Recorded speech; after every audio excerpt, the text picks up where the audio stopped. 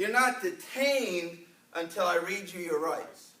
Before then, I'm just a person talking to you. So everything that you say to me before I read you your rights, you're not detained. You're just telling me whatever it is. Right. Because you're not detained. So you're not covered by anything. There's no lawyer, there's no nothing. When I stop you, when I go, and I'm an officer, I'm like, hey, how you doing? Mm-hmm. I'm not detaining him. He's free to leave. Of your own will. You're free to leave until I detain you. So until that happens, whatever you tell me is not protected by anything. Because you're free to leave at your own will. Do you understand? But when you're detained, then I read you your rights, and you're not free to leave. And now you're protected. But until that happens, you're free to leave, and you're not detained. Which means when I come up to you and I say, hey, how you doing? What you up to? And you start talking to me, he's talking to me without any protection. Because guess what? He's what? What's the magic word? Free to leave. What if you run? Yeah. Okay. Okay, we got a couple questions right now. That's what we Okay, need. I'll ask you a question then. A policeman stopped me one day. I was walking down the street. And he got out the car, he said, stop. I stopped. He come up to me, he wanted to question me about something that someone had called in that I had done something wrong. What I did, I kept on walking while he's standing there, he reached for his gun. And when he did that, that's when I stopped. Right. And he put a gun out, but he reached for it. So when I saw what he did, I stopped. He come up to me, he questioned me about something that had happened about 5-10 minutes ago, so I explained to him what had happened. So what he did, he let me go. So if I had not, why he had to pull his gun out, he did that so that I wouldn't run away or walk from him, so that he could question me to find out what the incident had happened 5 years ago. That's what he did. But I did walk away from him. He reached for his gun. Here's the thing. You have a stop and frisk happening. That's all it was a stop and frisk. All he did was stop you. He didn't detain you. He put his hand on his gun. But wait. He didn't detain you. Because technically when you're detained, you're not free to leave. Okay. So he stopped you. When you started to turn and walk away, That's what I did. he put his hand, but he didn't He didn't pull it out. He put his hand. pull it. Okay, He put it towards the gun. So Well, he said he stopped before he can pull it. But do you understand what I'm saying? Right. He didn't pull it. So He didn't pull it. the question that you could have asked him is simple. Am I detained?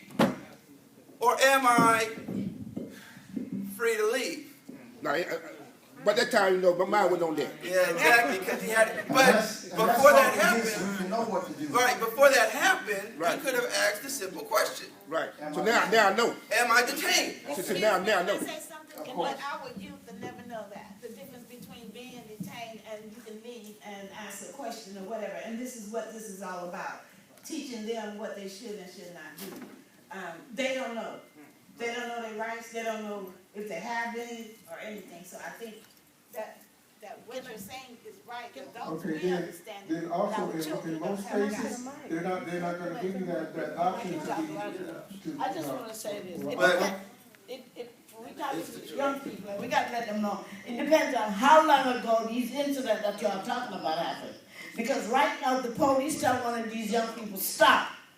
And they don't stop. They pull their gun. They're gonna shoot you. So what I'm saying is the police stopped me years ago, about 30-something years ago. I had some marijuana on me, and he stopped me. And he said, if you run, I'll shoot you. And I turned around and I said, you got to beat me running. And I run and jumped the fence and gone leaving. He would have shot me today. So that's a difference in a long time ago and what's happening now with our young people. When the police tell them, stop.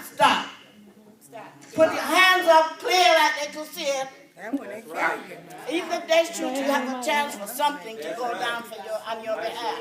But stop. Don't be fumbling around all in your ways and stuff like that, because it's just stop. Put your hands up and stop. Yeah, right. Whatever you got in your hand, drop it.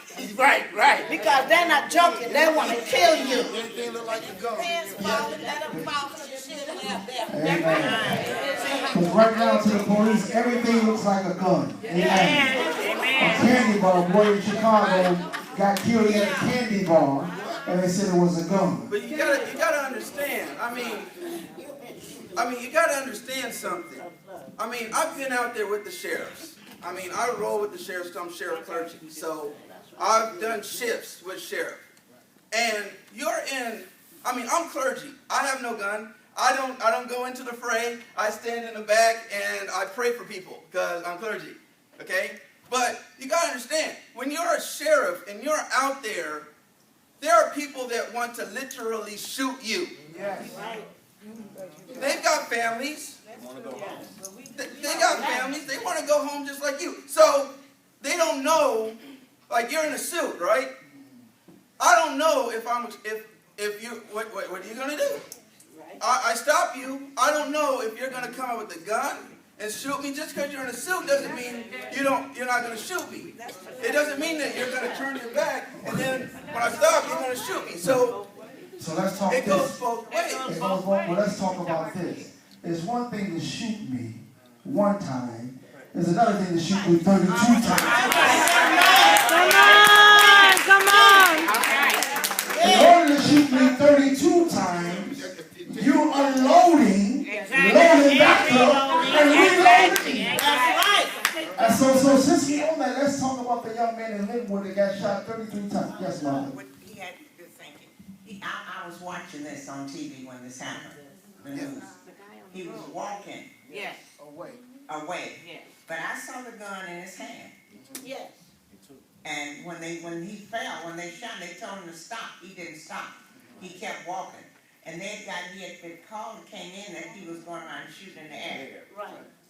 And when they came up, I saw the two sheriffs, and they told him to stop. Just like that, he didn't stop. He kept walking. And he had the gun down beside him. All he had to do was drop the gun. I saw that. Drop it, drop it, or whatever you do.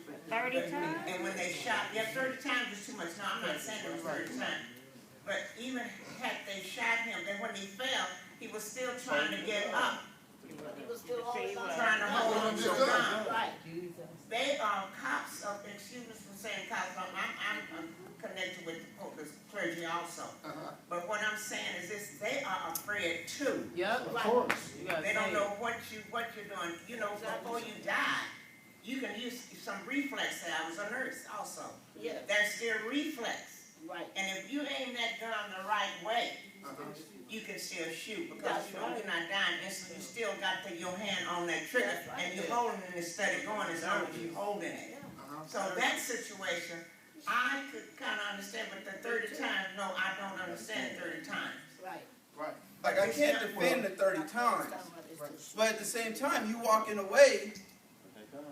Why? I don't know what you're gonna do if you're walking away. I don't know.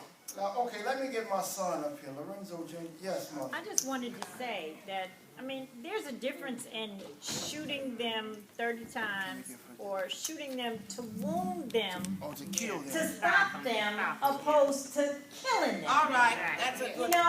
They need to shoot to wound them, not kill them. They shoot straight to kill.